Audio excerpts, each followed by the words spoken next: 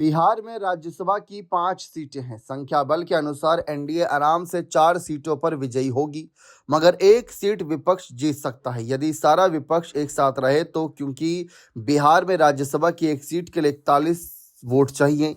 महागठबंधन, जिसमें आरजेडी, कांग्रेस और वामपंथी दल और आईआईपी मिलाकर 35 वोट ही होते हैं, मगर इसमें एआईएमआईएम के 5 और बीएसपी के एक विधायक मिला दे तो यह संख्या 41 तक पहुंच सकती है। यानी विपक्ष अपना एक उम्मीदवार राज्यसभा में भेज सकता है। मगर यहां पर एक पेच है। एक दिन पहले ही ओवैसी की पार्टी के प्रदेश अध्यक्ष अख्तरुल इमान ने आरजेडी के नेता तेजस्वी से मुलाकात की और कहा कि इस बार एआईएमआईएम अपना उम्मीदवार भेजना चाहती है और महागठबंधन उसे अपना समर्थन दे। लेकिन रविवार को आरजेडी संसदीय दल की बैठक हुई, जिसमें तेजस्वी यादव को अधिकृत किया गया कि वो राज्यसभा के लिए विपक्ष के नेता का चुनाव करे।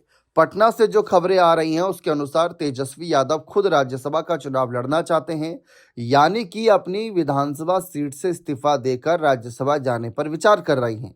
हालांकि बैठक में तेजस्वी यादव ने ऐसा कुछ नहीं कहा कि वो खुद उम्मीदवार होंगे, मगर वहां मौजूद सदस्यों को ऐसा लग रहा है कि तेजस्वी अपनी उम्मीदवारी पर गंभीरता से सोच रही हैं।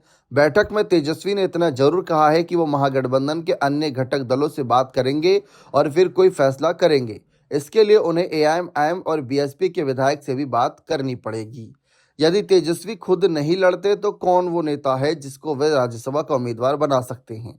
इसके लिए आरजेडी के मौजूदा सांसद एडी सिंह का भी नाम आ रहा है, मगर तेजस्वी के राज्यसभा उम्मीदवार बनने के समर्थक नेताओं का कहना है कि बिहार विधानसभा में अपनी बहुत ही कम विधायकों की संख्या की वजह से तेजस्वी राजनीतिक रूप से बहुत ही असहज है और लगभग निराश है और परेशान है। जो उनके समर्थक हैं उनका कहना है कि यह तेजस्वी यादव के भविष्य के लिए बहुत अच्छा होगा। अगर वो दिल्ली में राज्यसभा में होंगे तो उनके बड़े बड़े नेताओं के साथ उठना बैठना होगा, जिससे उनको बहुत फायदा होगा।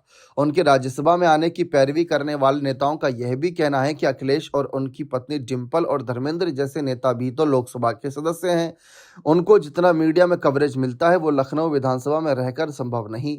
इसीलिए तेजस्वी को भी कुछ सालों तक दिल्ली की राजनीति समझने और देखने का मौका मिलना चाहिए। अब तेजस्वी को बिहार में ही क्यों रहना चाहिए, ऐसे भी सवाल उठ रहे हैं। फिलहाल चर्चा इस बात की है कि अगर तेजस्वी राज्यसभा की तरफ जाते हैं तो उनकी पत्नी राजश्री यादव उनकी विधानसभा सीट राघोपुर से अगर उपचुनाव होगा इनके इस्तीफे के बाद तो चुनाव मैदान में उतर सकती है, जिससे कि इनकी पत्नी की भी राजनीति में एंट्री हो जाएगी और साथ ही साथ तेजस्वी राज्यसभा चले जाएंगे। फिलहाल देखना दिलचस्प रहेगा। 5 तारीख को यह फैसला होना है कि कौन आगे आएगा। बने रहे चैनल के साथ। बहुत बहुत शुक्रिया।